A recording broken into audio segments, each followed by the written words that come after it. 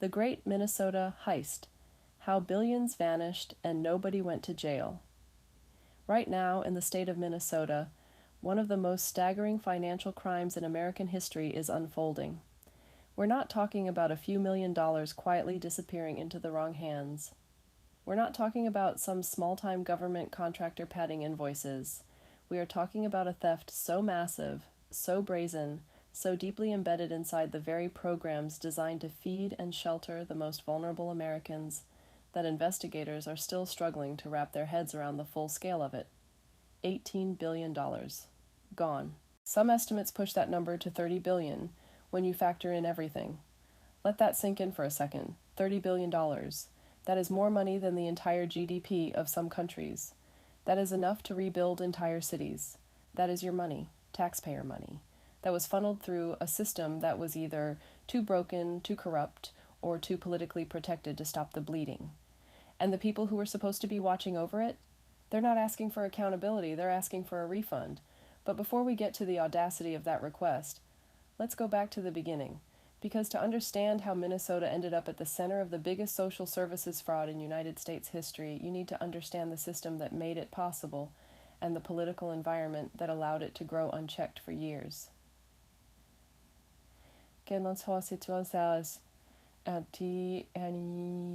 Minnesota has always prided itself on being one of the most generous states in the nation when it comes to social services, and on paper, that's admirable. The state operates robust welfare programs, child care assistance networks, food support systems, and refugee resettlement infrastructure that spans dozens of counties. The Twin Cities, particularly Minneapolis and St. Paul, became a major hub for Somali immigrants starting in the 1990s, growing into one of the largest Somali diaspora communities anywhere in the world outside of Africa.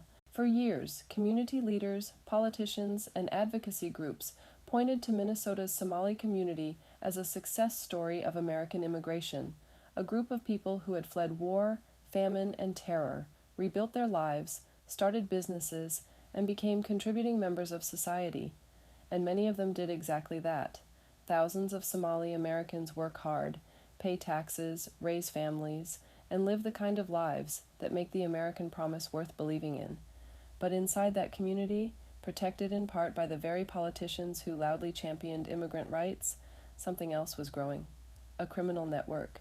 A fraud operation so sophisticated, so well organized, and so deeply plugged into state-funded programs that it would take years before investigators began to grasp what was actually happening. It started, from what investigators can piece together, with child care fraud. In Minnesota, the state operates a program that reimburses licensed child care centers for watching the children of low-income families. It sounds straightforward. Parents get subsidized child care, centers get paid by the state, kids are looked after while their parents work. Simple, effective, necessary. But what happens when the children aren't actually there? What happens when the child care center is nothing more than a rented building with a sign on the door, processing payments for kids who never showed up, for parents who may or may not exist, billing the state day after day, week after week, month after month? What happens when that model is replicated across dozens, then hundreds of facilities, all connected to the same financial networks, all sending money to the same overseas accounts? You get $18 billion disappearing from Minnesota's social services system, at minimum. Journalists started poking around these so-called child care centers years before any official investigation gained real traction. David Hoke, a Minnesota-based journalist, physically visited many of these locations. What he found wasn't bustling childcare facilities filled with children learning and playing. He found empty buildings. He found facilities where staff couldn't explain basic operations. He found addresses that didn't match anything resembling a legitimate childcare operation. When Hawk brought his findings before a Senate hearing chaired by Senator Ted Cruz of Texas, his testimony was explosive. He told the committee that the true cost to taxpayers could, in his estimation, easily exceed $30 billion when you account for every fraudulent program, every fake reimbursement, and every dollar that moved through the network before anyone shut it down. $30 billion from a single state, through a single category of social services programs. Now here's where it gets even more alarming, because it wasn't just Minnesota money. Many of these state-administered programs receive a significant portion of their funding directly from the federal government. which means that taxpayers in California, in Texas, in Florida, in every single state across this country were unknowingly bankrolling a criminal operation running out of the upper Midwest. Your federal tax dollars flowed into Minnesota's programs, and from there, into the pockets of fraudsters who had turned government assistance into a personal ATM. And investigators didn't just follow the money to local bank accounts, they followed it overseas. Multiple law enforcement sources confirmed that millions of dollars left Minnesota and ended up in Mogadiscio, Somalia's capital. And some of that money, investigators believe, may have ultimately reached al-Shabaab, the East African terrorist organization responsible for bombings, mass killings, and a reign of terror across the Horn of Africa. Let that land. American taxpayer dollars meant to feed children and support struggling families in Minnesota, potentially financing terrorism on the other side of the world. So where was the oversight?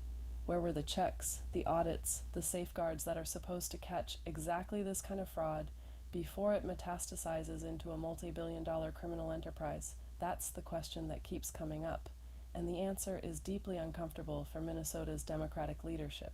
TimWalz has been governor of Minnesota since 2019.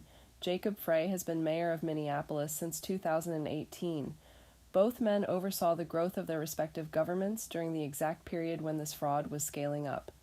Both men championed sanctuary-style immigration policies that limited cooperation between local law enforcement and federal immigration authorities. Both men publicly and repeatedly signaled that their administrations would not be tools of federal immigration enforcement. In practical terms, this meant that when federal agencies like ICE sent requests, known as detainers, asking local authorities to hold individuals wanted for immigration violations, Minnesota and Minneapolis often ignored them. According to reporting by Fox News and statements made by Tom Homan, the White House border czar under President Trump, the state of Minnesota ignored approximately 1,160 ICE detainer requests for criminal aliens. 1,360 people that federal agents wanted held were instead released back into communities. Now, you can debate the politics of sanctuary policies. That's a legitimate debate.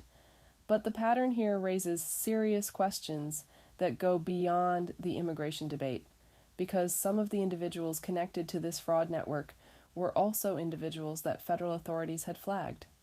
And when local officials consistently refused to cooperate with federal enforcement, it created an environment where those individuals could continue operating, continue processing fraudulent claims, and continue moving money out of the country.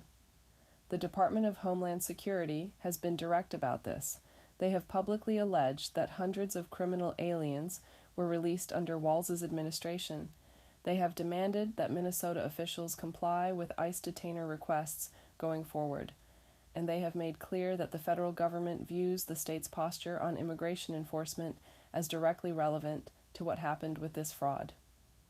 Now, the federal government has dramatically escalated immigration enforcement operations in Minnesota. ICE is conducting raids. People are being detained. The political temperature in the state has shot through the roof. And Governor Walz and Mayor Frey, facing intense scrutiny over both the fraud and their immigration policies, have pivoted to a strategy that even their political allies have described as audacious. They're demanding money from the federal government. You read that correctly.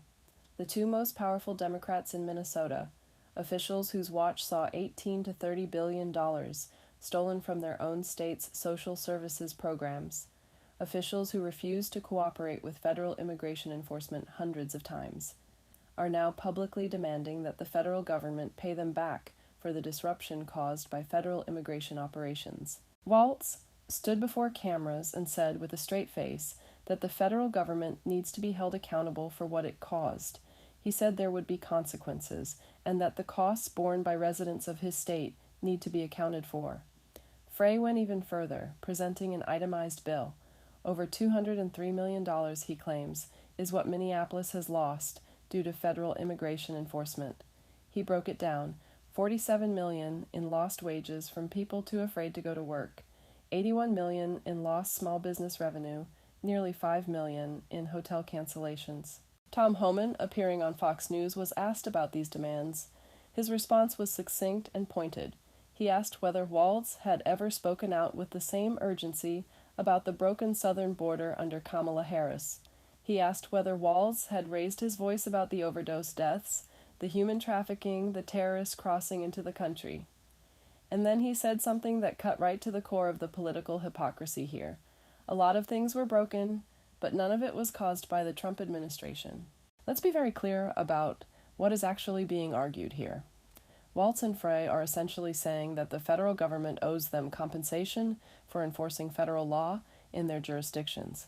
They are saying that after years of refusing to cooperate with immigration authorities, after ignoring hundreds of detainer requests, after creating political environments where illegal immigrants felt protected from any kind of legal accountability, the federal government swooping in to enforce its own laws is somehow an injury that deserves financial remedy, and they are making this argument while $18 billion, minimum, has been stolen from their own programs. While money meant for children was sent to Somalia, while investigators are still trying to figure out how deep the rot goes and how many people were involved. Republican candidate for Minnesota Governor Mike Lindell summarized the political fallout bluntly. He posted on social media that Walz was, in his words, either gravely negligent, incompetent, or complicit in the fraud. Those are three very different things with very different implications. Negligence means he simply failed to catch what was happening. Incompetence means his administration lacked the basic systems and oversight mechanisms to detect a multi-billion-dollar criminal operation growing inside programs he oversaw. And complicity means something much darker, that people in or around his administration knew what was happening and allowed it to continue. Congressional investigators are not waiting for Walz to answer that question himself. The House has opened a formal investigation into what it is calling large-scale fraud in Minnesota. Congressional sources warned early on that Walz's demands for federal money were, in their words, just the beginning of a reckoning that is coming for the state's leadership. The Department of Justice has also reportedly opened an inquiry into Walz and Frey, specifically around their interference with immigration enforcement. Federal investigators want to know not just what happened with the money, but what role the political decisions of Minnesota's leadership played in creating the conditions where this fraud could operate so freely for so long. There is a broader story here that goes beyond Minnesota, beyond TimWalz, beyond Jacob Frey, and beyond the Somali community that has been caught in the middle of a political and criminal firestorm that many of its members had nothing to do with. The broader story is about how social services programs designed to help the most vulnerable Americans are simultaneously some of the most fraud-prone systems in government. They operate on trust. They distribute billions of dollars based on documentation and claims that are extremely difficult to verify in real time. They are administered by state agencies that are perpetually underfunded and understaffed relative to the volume of claims they process, and they are politically protected by advocates who frame any attempt at rigorous oversight as an attack on the communities the programs serve. That combination, money, trust, difficulty of verification, and political protection, created the perfect environment for the kind of fraud that unfolded in Minnesota. And Minnesota is not unique. Investigators and watchdog organizations have flagged similar patterns of social services fraud in other states. What makes Minnesota stand out is the sheer scale, the international money flows, the potential terrorism connection, and the political drama surrounding the officials who oversaw it all. If there is a lesson in all of this, for policymakers, for voters, for every American who funds these programs through their taxes, it is that oversight is not optional. It is not bureaucratic harassment. It is not an act of hostility toward the communities these programs are meant to serve. It is the basic responsibility of government to ensure that the money collected from working Americans actually reaches the people it is intended to help, and does not vanish into criminal networks operating under the cover of legitimate-looking facilities. Walz has now announced he will not seek a third term as governor of Minnesota. That decision, made in the shadow of a federal investigation and a fraud scandal that has consumed his second term, tells you something. Whether it is an acknowledgement of political reality, an attempt to get ahead of something worse, or simply a tired man walking away from an impossible situation, is something only he knows. What we do know is this: the investigation is not over. The congressional inquiry is not over. The DOJ inquiry is not over. The full accounting of how much money was stolen, where it went, and who enabled it has not yet been written. There are prosecutors building cases, there are cooperating witnesses, there are financial records being subpoenaed, there are people in Minnesota who know exactly what happened, and are right now calculating whether it is safer to talk or to stay silent. Billions of dollars meant for some of the most vulnerable people in America were stolen. Some of it may have funded terrorism. The politicians in charge are asking for more money rather than offering answers. And the full truth of how this happened, who let it happen, and who profited from it is still coming out. This is one of the most significant fraud investigations in modern American history, and it is just getting started.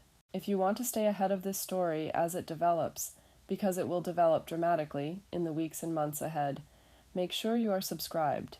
This is exactly the kind of investigation that mainstream outlets will underreport, minimize, or bury when the findings become politically inconvenient. We will not. Every major development, every indictment, every piece of congressional testimony, every dollar traced back to its destination, we will be here covering it. Hit subscribe, turn on notifications, because the next chapter of this story is going to be even bigger than what you just heard. The biggest frauds in history don't happen in the dark. They happen in plain sight, protected by politics, enabled by silence, and funded by your taxes. Minnesota just proved it, and the reckoning is coming.